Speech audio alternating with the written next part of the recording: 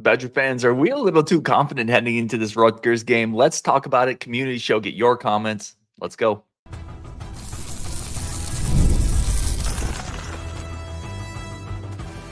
You are Locked On Badgers, your daily podcast on the Wisconsin Badgers. Part of the Locked On Podcast Network, your team every day. What is going on, Badger fans? Welcome to Locked On Badgers. Wherever you're joining us, however you're getting it, thank you so much for tuning in as always. Really do appreciate everybody for jumping on the show. I'm your host, Ryan Aarons, part of the Locked On Podcast Network. I wanted to quickly just throw a show together because I'm getting comments in the YouTube chat that wondering if we're maybe a little too confident about this Rutgers game. I've had Curtis Holland on, who's really high in Wisconsin coming into this one. Coach Anderson, who you're going to see tomorrow, predicting a big Badgers win. Justin came on, predicted a big Badgers win. We're running a poll on our YouTube channel right now. About 70% of Badger fans that responded predicted Badgers victory. This despite the fact that Rutgers is actually the betting favorite here. Rutgers is -2.5 in this game. Wisconsin +2.5. Are we getting a little too confident? Let's just dive into that. Your thoughts, your comments. As always, really do appreciate everybody tuning in. This one is from Michael said, I choose Badgers to lose a close game on the road. At least we'll have Rashid tell us that he saw a lot of positives in the game. Tough to win on the road. Yeah, Michael is playing a little more down the middle. It is tough to win on the road. Like, that's a real thing. It's hard to go into Piscataway and win, not because Piscataway is a difficult time, but because it upsets the rhythm of what you do. You play at a little different time, different venue. It is a little harder to win on the road. That's a true thing. That matters. This one is from Demitri. Oh, no, this is from William, I think. Said, cannot wait for Curtis's analysis after Wisconsin's loss. Check Rutgers recruiting classes since Shiano's return. These Wisconsin fans clearly have never watched a Rutgers game. Actually, I think that's from Forbes. First of all, like, I can tell you a lot of Wisconsin fans have watched a Rutgers game. They watched the game last week, Nebraska, Rutgers. A lot of us watched that one. So just because opinions differ, we don't need to go to, well, you've never seen a game then. Wisconsin could easily, not easily. Wisconsin can go in and beat Rutgers by 10 plus, and nobody nationally is going to be shocked. Nobody's going to be like, oh my gosh, Wisconsin won by 14. Well, that's incredible. And, Curtis certainly doesn't need me to defend his opinion on this. He can do that himself. He's optimistic on it, but I think there are reasons to be optimistic. And that's kind of what I want to talk about in the show. There are reasons to look at Rutgers' rush defense, which is statistically worse than Wisconsin's, despite playing a much lesser schedule and think we could run the ball on them. There are reasons to look at what Braden Locke did last week. That's not all Purdue. Most teams aren't scoring 52 against Purdue the last couple of years. That's not all Purdue. If you have Locke in rhythm and he's finally starting to figure some stuff out, he's only started 8-9 games in his career. Like, there's a chance he's starting to figure stuff out. The receiving group has started to look better. The offensive line's good. There are reasons for optimism here. That does not mean Wisconsin fans have never seen Rutgers play. If you want to be pessimistic, that's cool too. Like we always say, man, fan how you want to fan. But there's reasons for optimism here. And if you're a fan, optimism is sometimes part of it. But I think there is grounded, realistic optimism as well. I don't think it's just fluff up there. Adam Otto said, thank God was going back to do work. Thank you, Ryan. Now you're welcome, man. I'm all about getting you out of work, Adam. Bo Dragon is confident. Benny the Dude, Atticus Bertram will make the other team muff his punts. We will win. Yeah, can we talk about Mr. Atticus? That guy has some voodoo hex on the football. Like, people just, I think he's forced. Like, is it a forced muff if a guy just drops it? I guess. That dude's got some voodoo hex going on right now, and I absolutely love it. Let's get some more of these comments. This is from Scary Alvarez. The great Scary Alvarez says, Rutgers is a really solid program, plays with toughness, has good coaching. They also have the 74th strength of schedule per ESPN FPI. That's a great point, y'all. Like, Wisconsin has been tested in a way that Rutgers has not. What Rutgers has played at Washington, not a great team, a Nebraska team that's solid. They've played solid teams. Like, Rutgers is a solid team. They have not played Alabama. They have not played an SC. Like, they have not played teams that will stress them on the perimeter. And Wisconsin's not those teams either. But Wisconsin has faced a higher level of competition. And I kind of wonder if these two schedules were reversed, if Wisconsin played Rutgers' schedule and Rutgers had played Wisconsin's schedule, are the records just reversed? And then is the general attitude around the programs just reversed? Maybe, possibly. Yeah, they have not played a very tough schedule. Demitri, the great Demitri, says, if we beat Rutgers by at least 24, or by at least a score of 24-10, I will say we have a great chance to win 7 or 8 games. I agree.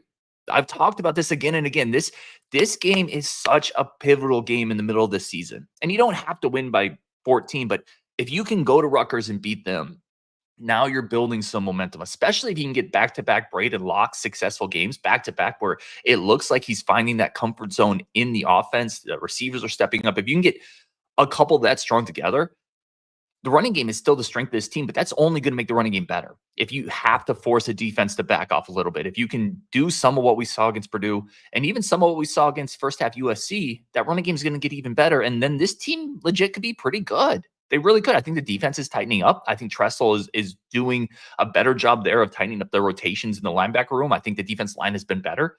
There's real reasons for optimism here, but they got to go out and do it, right? You got to see it again. Laura, I apologize if I mispronounced that name. It's crazy how we were saying Rutgers is our biggest game of the season, but it's true. The season really depends on this game. It's not the most important game, but the season can pivot a couple different directions based on this game. If you lose this game, boy, like it's not just one loss. It feels like you'd be taking a step back after taking a step forward, right? Like you have to go on the road and take 2 steps forward and then a step back. Like this is not going to be like linear growth where it just keeps going up and up and up. There's still going to be steps forward and steps back during this process, but you want to string a couple steps forward. Beat Purdue, beat Rutgers, beat Northwestern, maybe take a step back Penn State, and then maybe a step back Nebraska, but then beat Minnesota, compete against Oregon. Like you want to beat Iowa. Like you want to take continual steps forward. That's why this game feels so important. This feels like the first real step into the outside angry world for the Phil Longo offense where it looked like it could fend for itself. And now you have to go and fight off another predator and keep surviving and evolving and getting better. I don't know where that one's going, but this is a big game. And I agree. David B says, Rutgers plays great defense, runs the ball well. 2 things Purdue does not. At Rutgers, tough game. Rutgers has to be the favorite. Yeah, I agree with Rutgers being a favorite. I would push back a little bit, David, on Rutgers plays great defense. Their rush defense isn't very good. They are statistically a very good passing defense. Some of that is, quite frankly, teams have just run on them more because if it's working, why throw it? But they do have a veteran secondary. They do have a good secondary. 5 of their top, I think 3 of their top 5 PFF graded players are all secondary guys, 2 safeties and a corner, I believe. But the defense line isn't great for Rutgers. They have a pass rush that has struggled, just like ours. They are giving up about 4.9 yards per carry. That's not good. Like their defense isn't good. It's okay. It's a lot like ours in some ways. A better pass defense and a defense that struggled against the run some. This is from Michael, who says, I never intend to slam Ryan. Sometimes he gets close, but it's all good. He's never disrespectful, which is the only thing I really care about, man. Part of his job is to keep the fan base somewhat optimistic. Optimism brings more viewers. I'll just address this because I don't look at it as my job to be optimistic. This is just kind of who I am. In fact, I'll be honest, doing this show, I sometimes feel like I'm forced to be a little more pessimistic because people are like, I sometimes think that's what people want. And I feel myself pulled in that direction, like a wandering Jedi, and the Sith Lord is pulling me to the dark side a little bit. I'll be very real. There's no part of what I do that I feel like it's my job to be optimistic. And I'm not sure if optimism brings more viewers or not. Like if I came on, did a show tomorrow that said fire fickle, big capital letters, I bet you that show would do really well from a number standpoint. I think optimism and pessimism both bring viewers. So I'm just going to be authentic me, which is mostly optimistic, grounded in a little bit of pain and trauma from being a Badgers fan for 30 years. Wayne says, Callie McManus stats are very similar to Locke. So what is that saying? Yeah, I don't think Callie McManus is an okay quarterback. I think he gets a little too much flack, to be honest, from people. He's got a pretty good arm. He can drive the ball. He's just more of a one. They're different guys. I think Locke can scan the field better. Callie McManus probably has a little better physical tools. He can move a little bit better. He's a little bit bigger. I think he probably has a little bit stronger arm.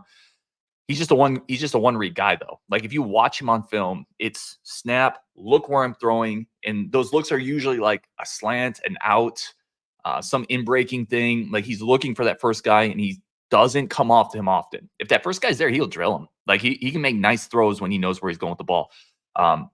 So he's okay. He can beat you if you let him beat you. We've seen it. I mean, Callie McManus had a really good game against the Badgers a couple years ago when Jim Leonard was a DC. This is Ryan. You are a name butcher. Well, thank you, Thomas Mueller. Sorry, that's Thomas Miller. Yeah, I am. Sometimes I completely butcher pronunciations, although I think I just nailed Callie McManus. All right, let's take a quick break for friends of the show, then get some more of your comments and kind of my final thoughts on this Rutgers game. But we're going to take a quick break for our new friends of the show over at Hims. Listen, sometimes spontaneous moments come up, y'all. Like you're in the middle watching a Badgers game and you see Tretch get that touchdown in the end zone. Sometimes you just get a little excited. Spontaneous moments do come up. Hims is changing men's healthcare, providing access to affordable sexual health treatments, all from the comfort of your couch. Because sometimes you just need a little bit of help to perform in the bedroom, and you can't plan those moments out, man. When a Badger win happens, sometimes that like nature just takes its course. Hims provides a range of doctor-trusted ED treatments such as chewable hard mints, proven treatments like Viagra and Cialis, or generics up to 95% cheaper. The process is simple and 100% online. No uncomfortable doctor visits. Hims has hundreds of thousands of trusted subscribers. So if ED is getting you down, it's time to find the option that gets you back up. Start your free online visit today at hims.com/lockedon. That's HIMS.com/lockedon for your personalized ED treatment options. HIMS.com/lockedon. The products mentioned are chewable compounded products, which are not approved or verified for safety or effectiveness by the FDA. Prescription require an online consultation with a healthcare provider who will determine if it's appropriate. Restrictions apply. See website for details and important safety information. Subscription required. Price varies based on product and subscription plans. Today's episode also brought to you by our great friends over at FanDuel. And if you've been listening to Locked On Badgers, well, you're rushing to that betting office right now. You're rushing to FanDuel.com and you're putting the mortgage on Wisconsin money line. Forget the points. Mortgage it. Don't do that. Do it responsibly. Always do it responsibly. That is not official gambling advice from Locked On Badgers nor Ryan Herrings. But I had a lot of people like this game for the Badgers. So plus 2.5. Great time. Head over to FanDuel. $5 bet gets you $200 in bonus bets guaranteed. That's a $5 bet gets you $200 in bonus bets guaranteed over at FanDuel.com. The official betting site, the official sportsbook of the Locked On Podcast Network. Okay. Let's finish off here. Again, this was just going to be a quick show to get some of your thoughts and comments up here. I want some more in the live chat here. Appreciate everybody coming in. Jan Volk said, locking confidence in the big win over Purdue. I think we win the game big. Let's go. Let's go. Benny the Dude says, if Bo Dragon thinks we can win, we can definitely win. Yeah, Bo Dragon is confident. A couple more comments on here. Realist said, we did say that about USC, about being over on the ball. That's true. I mean, we did gash USC a little bit, though. Realist also says, I thought Rutgers would be a bigger favorite. I think we could win, but Rutgers wins 70% of the time. Comment from Benson Smooth. I hope the veteran guys like Witt that are still left from 2022 see Calic Manis and remember when he beat them to take the axe at Camp Randall. And Wohler, he brings up Wohler and Rico, too. That Calic Manis against Minnesota game was so frustrating. I still can't believe he did that to what was a good defense and a great defensive coordinator. It was like the best game of his career. Ultimately, I think what happened to the Badgers is people got a little too down on them. And yes, Purdue stinks. Don't take everything from that Purdue game. But also, I don't think we were as bad as people were starting to think. There's a good team in Madison, as Coach Anderson said on a show tomorrow. And I think they're starting to believe that. I think you might see a really good performance against Rutgers this weekend. I think Wisconsin wins. I'm not quite as bullish as some of the people on the show, but I respect the hell out of Coach Anderson and Curtis and Justin and their ability to talk ball and know the game. So it makes me feel better that all three of those guys think Wisconsin is not only going to go into Rutgers, but going to Rutgers and play really well and potentially win by double digits. So that's my thoughts on it. Be optimistic. I think there are reasons for it, legitimate reasons. And if you beat Rutgers, I think this thing goes in a whole nother direction this season. So on Wisconsin, appreciate everybody for tuning in. We'll talk later.